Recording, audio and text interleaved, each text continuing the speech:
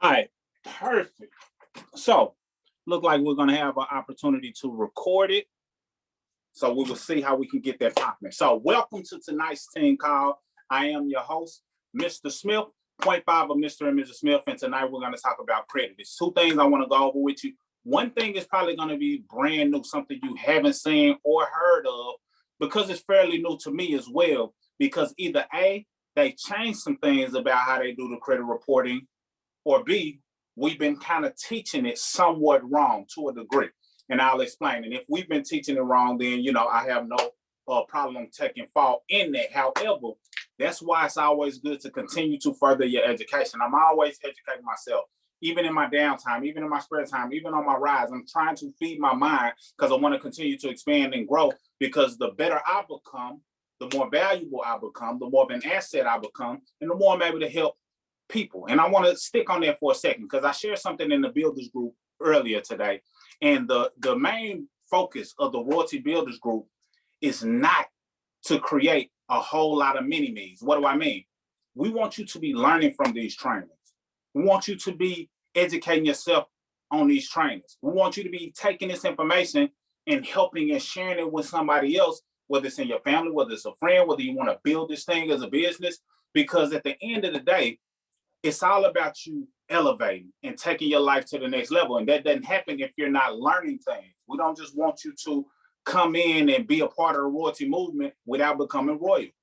It doesn't make sense. So when it comes to building this as a business, I know a lot of you don't want to build, you came to better your credit, but just to have the mindset of what it means to be royalty, you need to be elevated. You need to be taking your seat on the throne. You need to be doing certain things that position you to make your future better than your present, from a financial economic standpoint. So we don't want to create a lot of mini-me's. When it comes to building, a lot of times we talk about the ability and the things we put in place for you to be able to copy and paste. That's just to get you going. But when it comes to being a part of the royalty movement, staying plugged in, hopping on the trains, executing on the information that we give you, it's beyond just getting you going, because copy and paste is just enough to get you going, but it's not enough to keep you growing. See, copy and paste is enough to get you going, but not enough to keep you growing. So we want you to be growing when you're part of the royalty movement. So the things I'm gonna show tonight, hopefully you get a little bit more knowledge, which increases your confidence, which increases your ability to execute it in your own life, and then possibly even help someone else. That's the purpose. That's the goal. And that's the overall mission. So at the end, make sure you have any questions or save any questions towards the end, because you can ask a specific question to yourself. Since we don't do one-on-one consultations for team members or have one-on-one meetings looking at your credit profile, these group-like settings allow you to get a specific answer to a specific situation for you. So don't hesitate to ask those questions at the end. So two things I want to talk about. Number one, what an 850 credit profile looks like. Now, you don't have to have an 850 score, but strive for that direction. Whether you want 700 plus, 750 plus, 800 plus. I just want to show you an example of what an 850 score looks like, so you can have some targets to aim for. So I'm just going to show you a brief glimpse of an 850 representation or example, so you'll have an idea of what you need to aim for. Then secondly, is one of the factors that we've been teaching different from how I'm about to teach it to you tonight, and that's credit history, also known as credit age. Most of the time when I talk about credit age, I just talk about it's just like the age of your overall report. Like if your credit had a date of birth, what would it be? That's usually how I explain it. Well, it's a little bit deeper than that, but I want you to stick around to the end so you can see it. And I'm gonna give you access to a tool so you can have the heads up on how to put yourself in the best position possible to benefit from credit age or credit history. This is going to help you a lot. And credit age is 15% of your score. Or, so that is responsible for about 82.5 points. 82.5 points that comes from credit age alone. So it's important. And if you understand it, and then you use the tool that I'm going to give you access to, then it could put you in a better position to be able to predictably put yourself in a position to get as many of those 82.5 points that are available. So that being said, let me go ahead and share my screen. I'm gonna turn this camera off, and hopefully you can see my screen. When you can see my screen, hold on one second.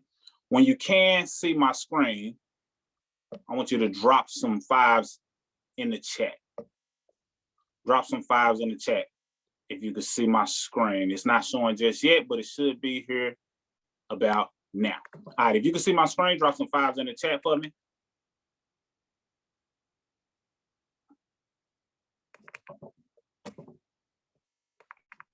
All right, I see some fives. I see some fives.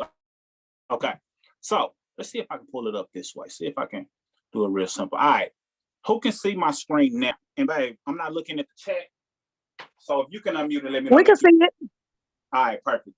We can see it. It looks good, yeah. All right, perfect. So like I stated, I wanted to give you an example of an 850 credit score. Now, real quick, I did this last time, and I just want to know, where everybody who's on the call now, where you are in terms of your goals. And listen, I don't care where you are. Don't worry about somebody else's goals. Your credit progress is between you and you.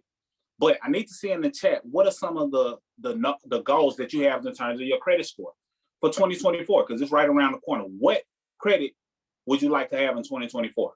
Is it 700 plus? Is it 680? I know sometimes people aim for 680 because they know that is a number that can get them qualified for a decent mortgage on the home. Is it 700? Is it 720? Is it 750? 800? Drop that in the chat. I need to see it. I need to see what some of your credit goals are, so we can start tackling some of the things you need to be focused on, as we always do, to position you to get closer and closer to that goal. Very important.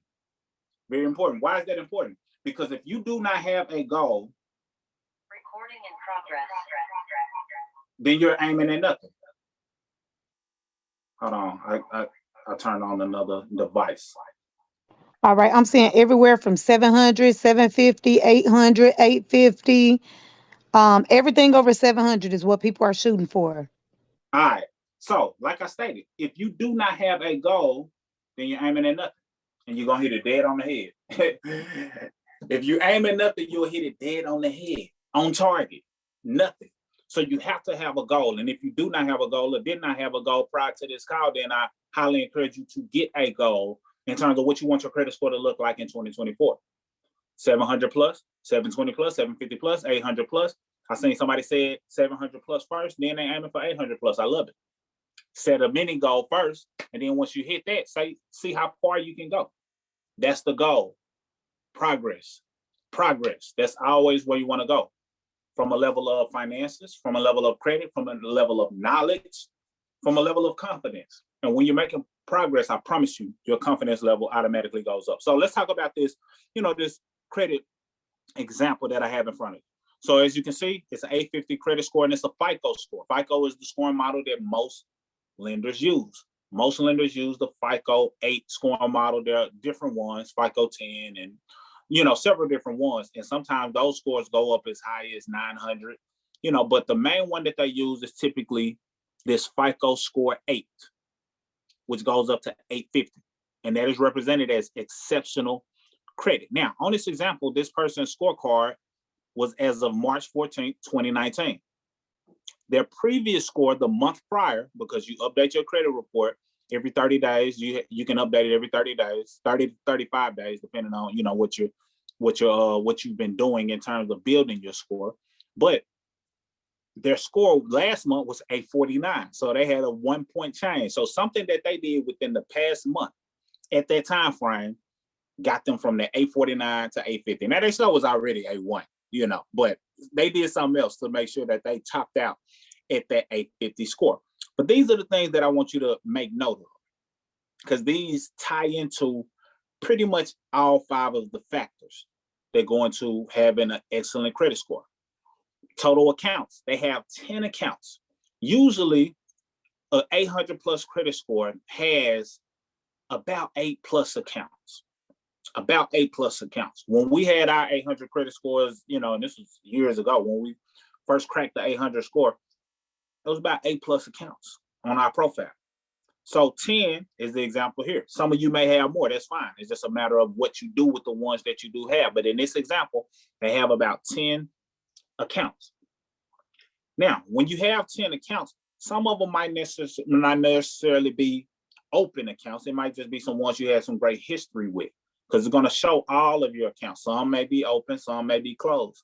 But what you do with the ones that are open are going to be very impactful, as well as the ones that were eventually closed. This is why I don't recommend closing or deleting accounts that are closed. Just because it's closed doesn't mean it's negative. It has some good payments associated with it.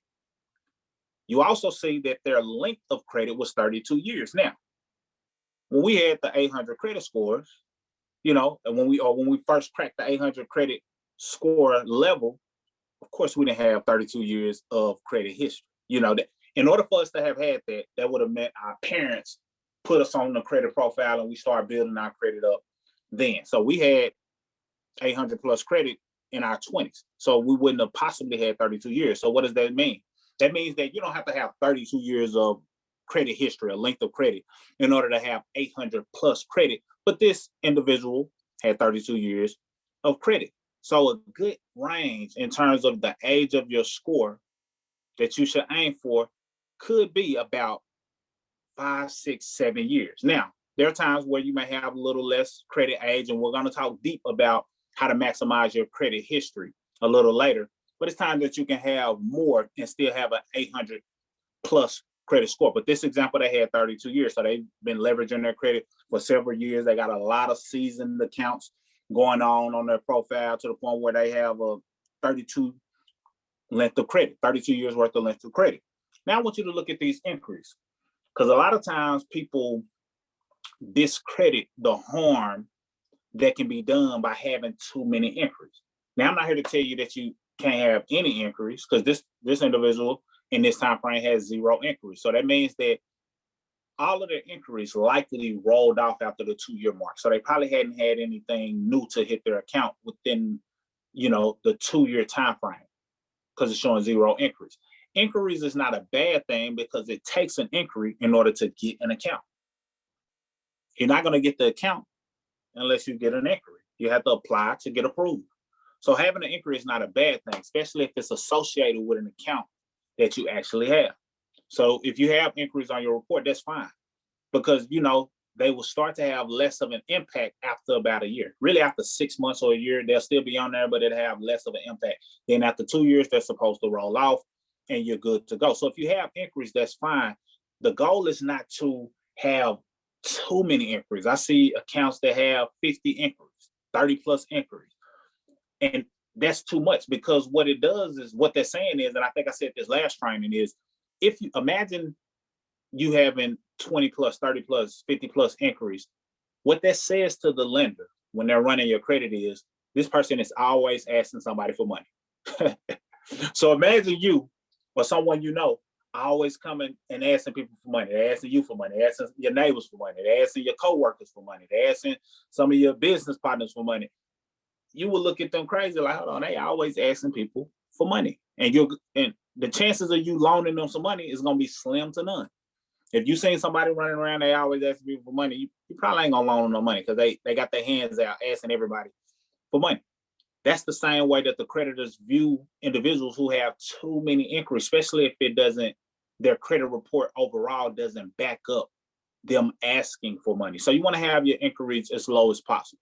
I'm not here to say that you can't have any, but have it as low as possible. And if you've applied for a lot of things recently, then give your credit some breathing room. Let it breathe. Take a break on applying for everything, so those things can, you know, fall off or have less of an impact if you want to get your score heading in the right direction of exceptional credit.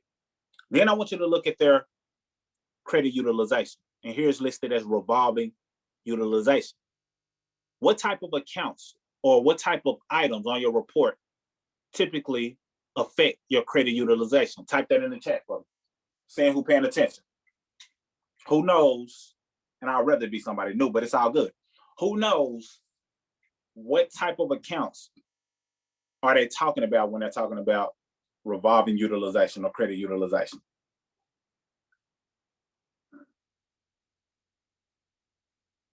All right, perfect. So Felicia came in right with it. Okay. Natalie, Dominique, Markel, I see. Okay, everybody understands. Perfect. So they're talking about credit cards, typically. And the reason why I say typically is because it could be lines of credit as well, which is not necessarily a credit card. It just operates as a credit card. Basically, a line of credit is something that you can get, you know, depending on how that particular lender operates. You can get a line of credit if you, for example, had a mortgage and that mortgage has some equity in it. And you say, you know what, I don't want to not tap into that equity. Let me get a line of credit that allows me to use some of that equity, but pay it back. Use it, pay it back. It's going to operate just like a credit card would. And that's considered to be revolving utilization. So that's another way that it functions. But credit cards are the most common way that you'll use utilization. Now, they have their utilization at 4%, which is excellent, 4%. We always say less than 10%. So you can actually use 4% as a gauge. If you want to make that your mark, your number, I even say it's okay to have it at 0. You know, of course, you want to use it just so you can show some activity from a standpoint of them knowing that you're using and paying it off and not just letting the car collect dust. But you can use 4 as a gauge. You can comfortably say, you know what, you want to have your utilization at about 4% because that still meets less than 10%. And then it puts you in a position to where you're not getting overcharged on interest. That's the real reason. You want to do 2 things. You want to have low utilization, less than 10%, because it shows and proves to the creditors, to the lenders that, hey, this person is low risk. They don't just need the money. They're just using the card the way we like. So know what? Let me give them access to more money. Earlier, you heard my cousin Roy say, hey, I haven't had, this type of line of credit or credit card in X amount of time. They approved me for $8,200. So $8,000 plus, because they're seeing his ability to make sure that his balances are being paid off, his debt has gone down, so now they trust him with more money. The same is going to be true with you. When you pay your debts down and you get your utilization low with these credit cards, they're going to see you as low risk, and they're highly likely to want to give you access to more capital because you're the perfect customer. You're somebody who is using the card but doesn't need the card. That's a perfect flow. And we have people on the royalty movement who have done just that, continue to get credit limit increases. They did us like that all the time. When we were paying things off in full, pay it off, use it, pay it off, use it, pay it off. They end up doubling the credit limit and, add more money to the credit limit, giving us access to other cards because we're the perfect customer. So just keep that in mind. When it comes to credit utilization, have it low in order to position yourself to go towards 800 plus. And I thought about having some other examples that show maybe a 600 score, 700 score. But these are things I want you to aim towards. Aim towards a certain amount of accounts, long, credit history as possible, low inquiries, low utilization. And then I want y'all to look at those missed payments. Missed payments. So that's basically their payment history. Who can tell me in the chat what percentage does payment history represent? Number 1. Part 2, how many points do you get from payment history? Up to how many points? Without cheating. Don't go Google this. Don't go Google this. I want this to come off the dome. And if you're wrong, that's okay, because that's how you learn. I promise you. When I miss stuff or miss answers, I usually remember it better than if I got it right the first time. But when I get it wrong, it's like, okay. Something about it makes me remember it more. So don't worry about getting it wrong. I just want you to take a stab at it. What percentage of utilization is payment history responsible for? And what is the number? Up to how many points can you get from payment history?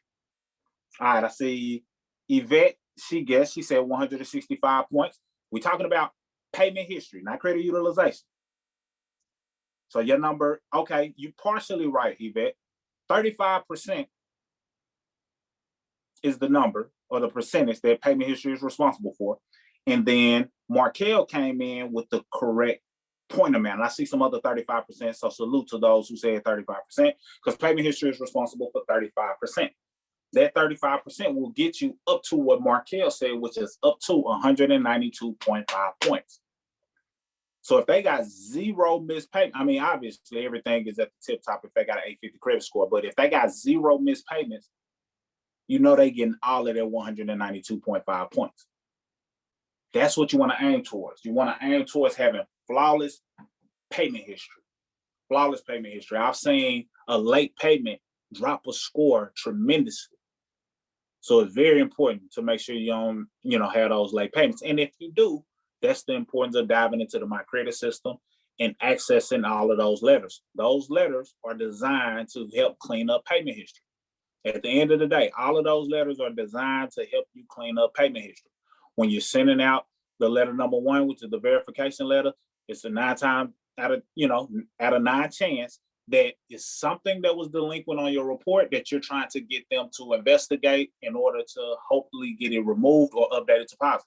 So that's what those letters are for. You're equipped with all of the letters that you need in order to position you to get closer towards having 0 missed payments. And that's a good sight to see when you look and you see green, green, green, green, green. Okay. Just basically showing that you have flawless payment history. So overall, in a nutshell, this is what an excellent, exceptional credit report should look like. Multiple accounts. The longer credit history, the better. And I'm going to dive into that here shortly, just so you can understand how it's truly calculated. Then low inquiries. We're not worried about the ones you had to apply for, because sometimes it makes sense. Like a person who's just now starting to get their credit going and they have a decent credit profile. By decent, I mean 600 plus, and say they don't have any credit cards. It may make sense for them to apply for quite a few at once, like 3 credit cards, just as an example. So now they had, some inquiries that hit. And at first, it might take a hit. However, a year later, 2 years later, now their length of credit history is looking better. And they got 3 different cards that's benefiting them overall to help with their accounts and things of that nature. But you just got to make sure you know when to do it. It's not always a good time to apply for new credit. It's not always a good time to just take any and all advice that you see online when people say you want to have 12 credit cards. You need to understand how it all works. And that's what I'm about to dive in shortly. So take a screenshot of this, set this as a goal. You can make it your phone screensaver for all I care, but just set this as a goal so you know you have something to work towards in terms of bettering your credit. Now I'm about to get into, and save your questions. If you have any questions about this, save it towards the end, because I'm about to share a tool with you that me digging, going down that rabbit hole and realizing, oh, we've been teaching this different, but let me teach this a better way. And I also want to give you access to this tool as well, because it's going to help you get up to the points that I was talking about, 82.5 points.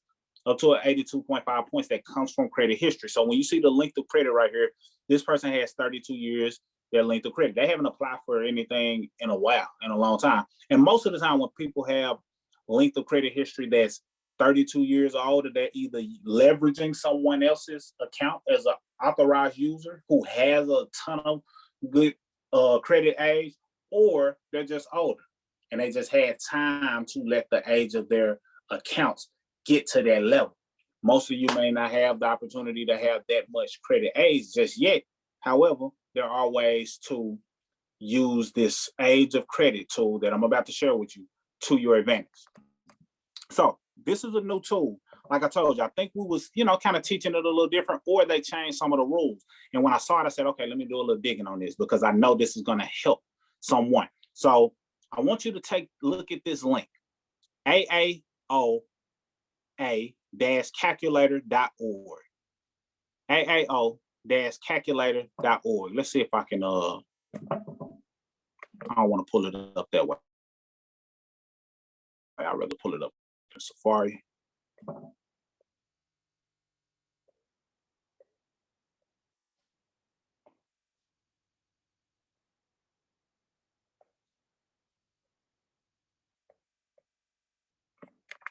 Hold on, let me see if I can copy that real quick.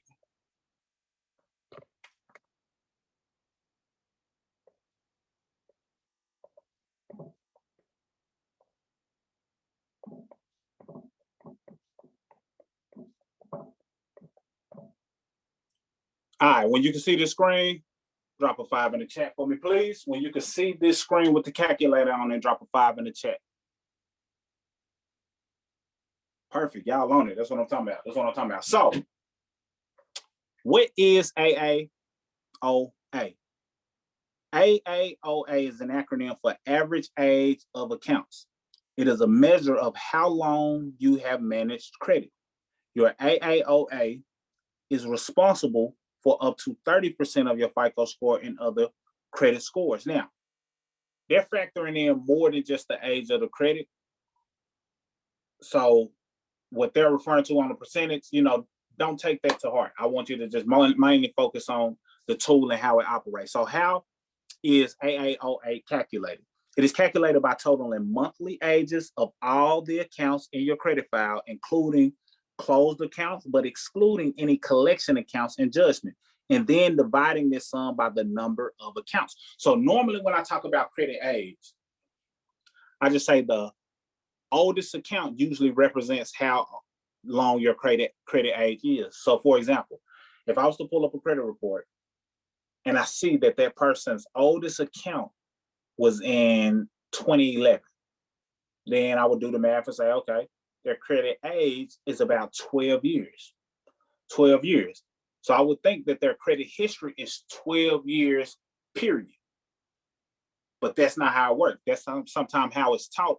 It's actually other factors that go into it.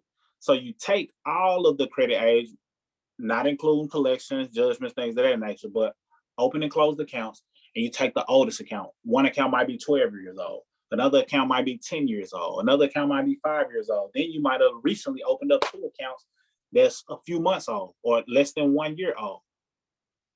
How does that affect your score?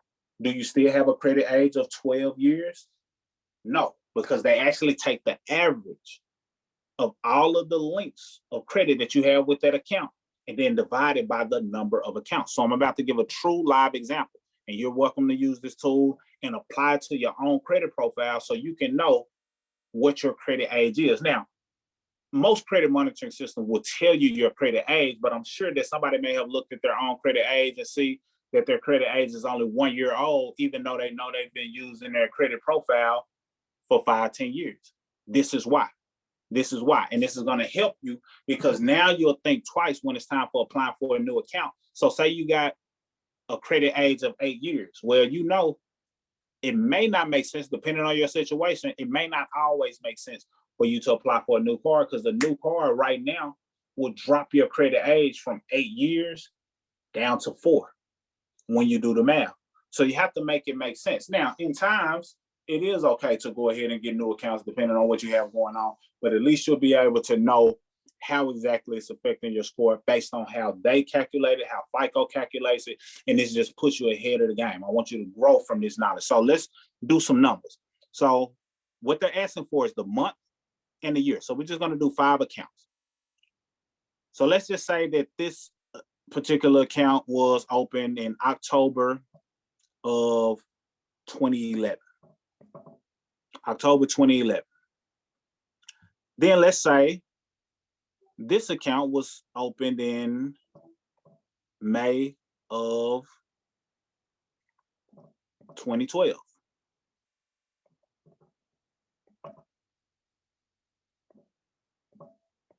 May of 2012.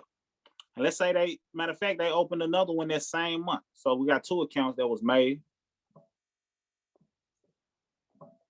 of 2012.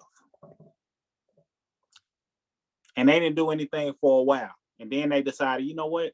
I'm ready to apply for something else. In November of 2023. And then they say, you know what? Christmas right around the corner. Let me go ahead and get another card. Christmas or before Christmas in 2023.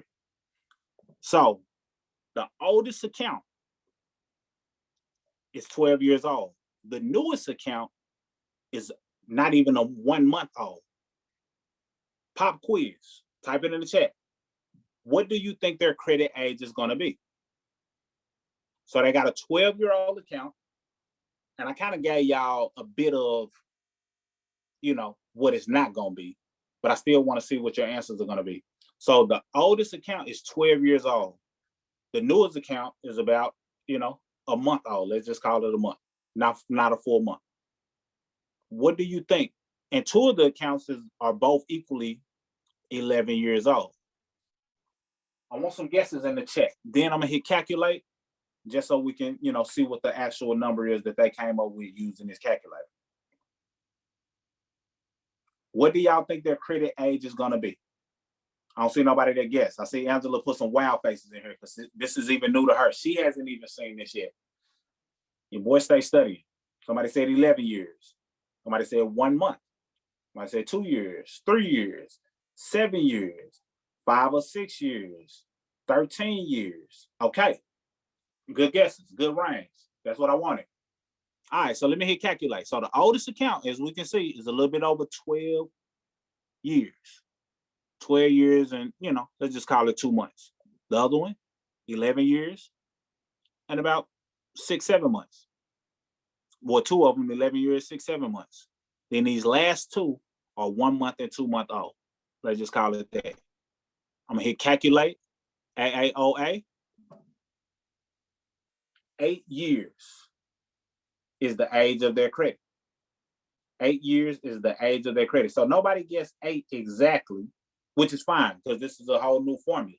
But basically what they took is they took 12, pretty much, this is rough math, but 12 plus 11 plus 11 plus 1 month and then a 2 month. And then they divided that by 5. So they do it on a monthly basis. So 12 years would have actually been 144 months. So they're doing all of that and dividing it by 5 and then, translating it into years just to keep it simple.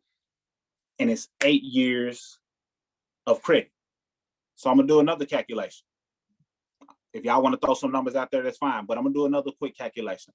Let's say a person we'll start with another 12-year-old account. They open it up November 2011. They didn't do anything for a while.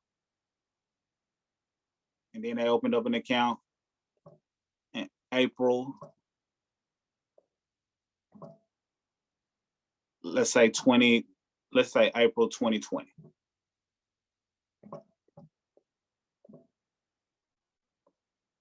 And they start opening up a card pretty much every year. So let's just say they did one in June of 2021.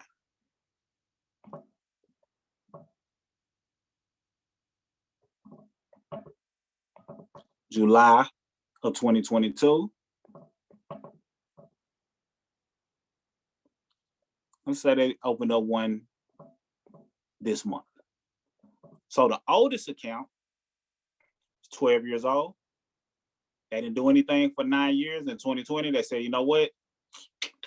Pandemic, let me go ahead and open this credit card up while they're giving away money. In 2020, they opened up one in April. That account is a little bit over 3 years old. The other one, 2 years old. The next one, 1 year old. And then the other one is not even a month old. Take one more guess. How old do you think that this person's credit age is going to be? The oldest account is 12 years again. The youngest account is less than 1 month. How old do you think their credit age is going to be? Okay. See, 4 years, 6 years, 4 years, 5 years. Perfect. Now, you don't have to remember or know exactly how to do the math. All you need is this tool just in case you want to be able to predict what your credit age is going to be, or at least validate what they claim your age is going to be. This is also a way to check them too. So that could be an error on your report. They could be telling you, and I just thought about this. I just, received this download. They could be telling you on your score, on your profile that, hey, your age is only 1 year. But you're looking at all of your accounts and you're like, hold on, that's an error because I'm able to use this calculator. That's an error on their behalf. This may be able to be something that you use to your advantage to help strengthen your score because it's all about finding errors, inaccuracies, information that they cannot verify, and you can use that to your advantage to get certain things deleted or updated to positive. But let's see what this number is. 4 years. I think I saw a couple of people say 4 years. I saw 5 years, 5 years. So I think 2 people that said 4 years. So the oldest account was 12 years old. However, they opened a new account in 2020, 2021, 2022, and 2023. That shrunk their age down to 4 years. Now, you can still have 750 plus credit with 4 years of credit age. You can still have great credit with 4 years of credit age. So don't take that, as such a bad thing because, you can still have good credit with a year or 2 of credit age. The goal is just the purpose is just to understand that when you apply for something new, it will shrink your overall credit age because they're taking the average of all of your accounts. And if you have a lot of recent cards, then even though you might have had a 12-year-old card, the fact that you got some new stuff on your account in the past 1, 2, 3 years is going to shrink your age and make it look like you're younger, make it look like your profile is younger, and it will cause a temporary hit until you allow that season to develop over time. So hopefully this was a new aha moment, a new tool that you can use to your advantage. This was a new way of bringing it to life, or teaching it based on some things that I was looking into. And I was like, hold on, let me educate royalty a little bit different of how they truly calculate credit history in a way that I don't typically teach it, because I think it can at least put you in a position to be able to understand what's happening when you get a new account. If you see your score drop, yeah, not all the time when you get a new account is going to drop your score, because in many cases when you get a new account, it also can be a new account that gives you access to more money because you got a new credit limit. So even though it would have dropped your score some because your credit age shrunk, you got a higher credit limit. So it helped with credit utilization. So now you was able to benefit from up to 165 points, that 30%, which is why they probably incorporated that, saying it's responsible for 30% of your FICO. But you having a higher credit limit can still benefit your score. So it might not drop it like you think it would have if it helped you in another area. That's the importance of understanding all 5 factors and not just being limited to getting things deleted. You got to understand it all if you want to benefit from it all. So that being said, that concludes what I have for y'all tonight. I want to open it up for questions. Hold on real quick. Let me stop the sharing of my screen. And I see And I'm here everybody to help you out rocking. with questions as well. Okay, perfect. So I see it's still over 40 people on. That's what I'm talking about. But any questions are welcome. No question is a bad question. Did you learn something, take away, whatever? What you got for me, I'm here. And you can type them in the chat. The queen is reading them, but if you're in a position to unmute, you can do that as well. And I know we answered a lot of questions last week. So some of y'all might already got some of your questions answered, but wanted to have another credit session to, highlight those things. Give you a goal to shoot for using an 850, example, but also give you some new knowledge and a new tool. And hopefully y'all wrote that website down, save it to your clipboards. It's AAOA-calculator.org. So you can understand how they calculate your credit age. All right, any questions? I have a question. All right, talk to me. So if you are experiencing late payments, outside of late payment, you pretty much had decent credit till recently, and those accounts are not brought current, how are you able to dispute them for them not to be brought back as verified when in fact you are and have been late? Okay, how recent? Like in the past 90 I would probably days? say past 30 to 60 days. Okay. And do you plan on those accounts being on time going forward? I did plan on that. It's just financially, I just haven't been able to catch up the past due balances. So I took the initiative to close the accounts out so they wouldn't continue to just end up derogatory like that. I don't know if that was smart or not, but I enrolled in a program to just pay them back without it going to like collections and things of that nature. Was it a credit card or what kind of account was it? With credit cards. Credit cards, okay. And what kind of program is it, like a debt consolidation? It was actually just communicating with the creditors that I was having a financial hardship. So they either eliminated the interest, which was brought to 0 interest, but in the term I had to close the accounts out where they wasn't able to be used. But it's still, so it's not a separate company. It was directly with the creditors? It was the direct creditor. Mm-hmm. Gotcha. Okay. So pay attention to how it affects your score, because what's likely to happen is, since it was a credit card that was closed, it's likely going to drop your score, but I understand it was a hardship. It did. Mm-hmm. Over okay. like 100 and some points. Yep. So yeah, it's likely gonna drop your score like you said it did. And then since you have an agreement with them, just continue to, hold on to that agreement by making on-time payments. If you do anticipate it's possible for more late payments to come, I wouldn't dispute it based on late payments yet. But once you're back on track to where you can start making on-time payments, that's when I would refer you to using the goodwill letter. So that way, say for example, say you had another late payment or two, but come February, you're good to go. And now you're back on track, you're back on your feet, back in motion. And now you show on-time payment for February, March, April. Now it makes sense for you to use the goodwill letter saying, hey, I fell on hard time, as you know, hardship. I want y'all to consider this goodwill letter and remove my late payments, because now they'll see a track record of on-time payments for February, March, April.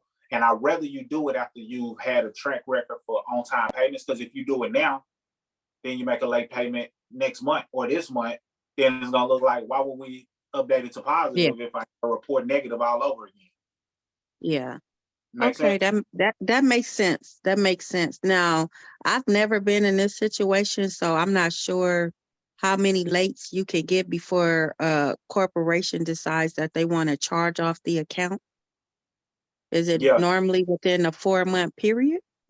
Yeah, it's usually about 120 days. If it goes beyond that, then they have the ability to, charge it off or do a collection. But it sounds like you're in communication with them to the point where if you're just making some type of attempt of payment, then even if it was 60 days, 90 days, like you paying on it would push that 120 days further back. So even if it was getting close to that 120, but you made a decent payment, now you can shrink that 120 days and keep them from going to collection. Because I'd rather you be dealing directly with the creditor like you're doing than it to be going to collections. That'll be even worse. Either way, it's always a way to bounce back from it. So I don't want to discourage you. It's always a way to bounce back from whatever you're going through.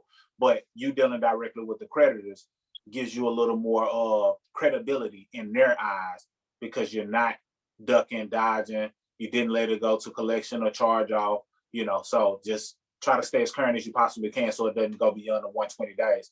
They will tell you though, if you want to ask them, say, hey, this is the situation. I don't want it to go into collection. How many days does it have to be delinquent before y'all charge it off or cancel it? And they'll tell you that day. Then you can write it down and have it for yourself so you know exactly how they operate. Okay, thank you. Great question. I love it. Anybody else?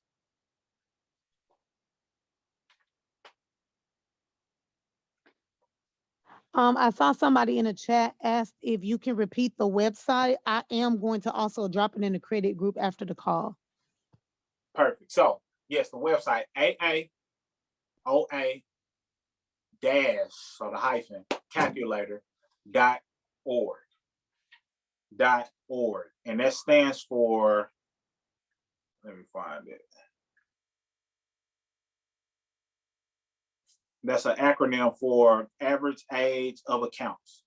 Average age of accounts. So this is how they calculate it. And they've been calculating it like this for some time, but it's kind of one of those things they brush over. Even when you look at myfico.com, which is where I get a lot of my information, they tell you it's the age of your oldest account, in addition to some of your more recent accounts, and the average of all of them together. Well, nobody really puts 1 and 2 together, but I was looking at for something else, and I saw that. I was like, hold on, this ain't just the age of the accounts. This is actually, a little deeper than that. So I went down my rabbit hole, and that led me to that tool right there. But AAOA-calculator.org. And if you're in any other credit groups, the Queen gonna drop the link in there so y'all can have it going forward. I haven't heard anybody else talk about that either. So you heard it here first. For many of you, you probably heard it here first. Not even my econ has talked about that. So that lets you know I continue to try to add value to us as a team. Any other questions you see out there? No, I don't see any. Look like we're gonna hop off of here. I have one. Okay, go Okay. ahead. Is there an available letter to remove hard inquiries, or do we just have to call? No, it's an inquiry letter. You can call too though. So I don't discourage calling, because a lot of times you can get some of the hard inquiries removed, by a phone call, but it is an inquiry letter inside of the my credit system. But just make sure that you're not getting them to remove inquiries that you actually have an account for. So if you apply for Bank of America and they had a hard inquiry and you got approved for a Bank of America account, then you don't want to delete that. It took the inquiry to open up the account. It's those other inquiries that you don't have an account for that you want to remove. For example, real quick, a lot of dealerships, car dealerships, when you apply with them, they may run your credit to 9 different companies. Well, only one approves you. Those 8 can go. So that's what you want to get rid of, those hard inquiries that you don't have an account with. Does that make sense? Yes. But Thank yes, you. we have a letter and you can't make that call. Go ahead. Did you say something else? Oh, no, just thank you. Okay, perfect, perfect. Any other questions? Or comments, feedback? Was that y'all first time hearing about that calculator and the age or the average age of the accounts being calculated in that way? Okay, yes, somebody said yes. That was their first time. All right, perfect. Good, good. We ain't gonna keep y'all too long. If y'all ain't have no questions, we ain't gonna pull it out of you. You know, last week it was a lot of credit questions, so we wanted to double back with another credit training. That way, if there was any other question, we can make sure y'all making progress and moving forward. Okay, everybody's saying yes in the chat, so it looked like they got a lot of value. I love it. All right. Questions going once?